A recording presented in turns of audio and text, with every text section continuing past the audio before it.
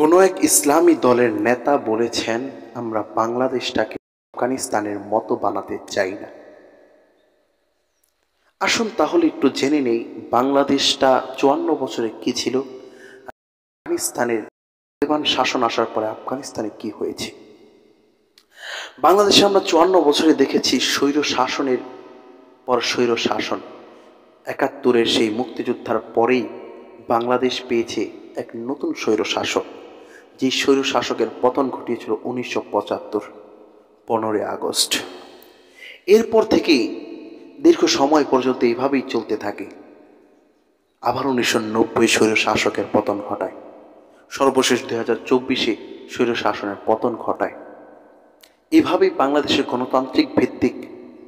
গণতন্ত্র ভিত্তিকভাবে চলে আসছিল। যারাই ওই মসনদে বসছে তারাই স্বৈর শাসন শুরু করছিল।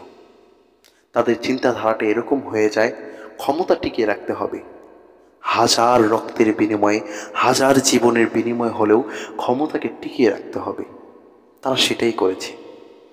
আফগানিস্তানের এই 4-5 বছরের যেই খেলাফত কায়েম হয়েছে, এই খেলাফতের মাধ্যমে আমরা কি দেখতে পেয়েছি?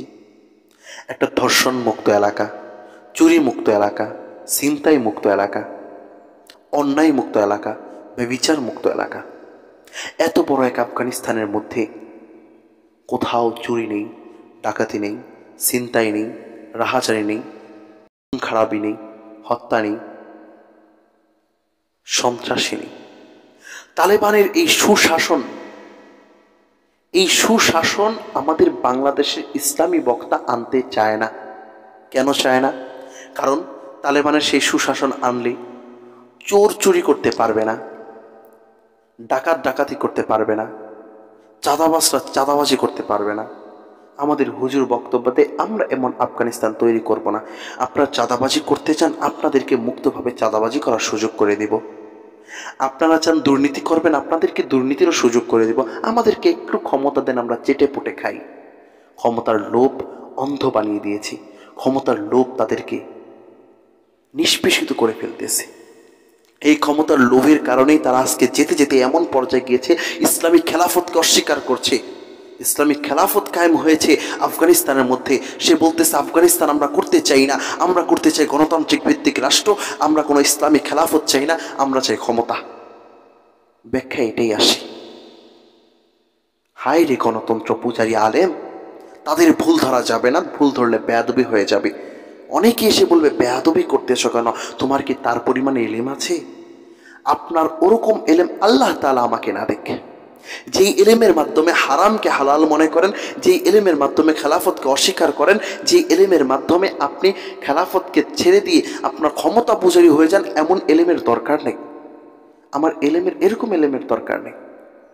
আল্লাহর জমিনে আল্লাহর দ্বীন কায়েম করা বড় বিষয়। ওই এলেম দিয়ে কি করবেন বলেন? ক্ষমতা পূজারী হয়ে আজকে বসে আছেন, ক্ষমতার মোহে পড়ে আজ ইসলামকে ভুলে যাচ্ছেন। মানুষকে ভুল ভাল বুঝিয়ে, মানুষের ইমোশনাল ব্ল্যাকমেল করে, ইসলামী ইমোশনাল দিয়ে, ধর্মীয় অনুভূতির মাধ্যমে নিজেদের স্বার্থ উপার্জন করছেন। বলেন এমন এলেম দ্বারা কি হবে, কি ফায়দা হবে বলেন? আজকে কথা বললেই বলেন বেয়াদবি। প্রিয় ভাই, আপনারা শক্তিশালী, কেন মানুষকে আপনারা ইসলামের সঠিক বুঝটা দিচ্ছেন না? কেন মানুষের থেকে কেন গোপন করতেছেন বিষয়গুলা বলেন? আপনাদের ভিতরে এই বিষয়গুলো জানা আছে। বিশ্বাস করেন, আপনারা যদি চাইতেন যে না এই দেশে খেলাফত কায়েম করব, ইনশাল্লাহ সুম্মা ইনশাল্লাহ এই দেশে খেলাফত কায়েম হতো।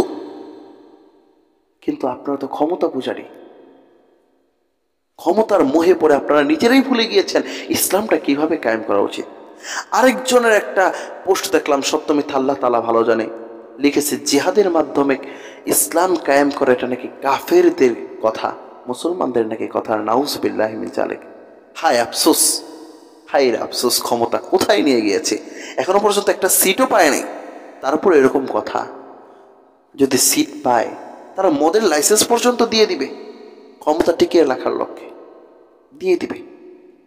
আল্লাহ তাআলা আমাদেরকে হেফাজত করুক, গণতন্ত্র পূজারী আলেমদের থেকে আল্লাহ তাআলা উম্মতে মুসলিমাকে হেফাজত করুক। আমিন।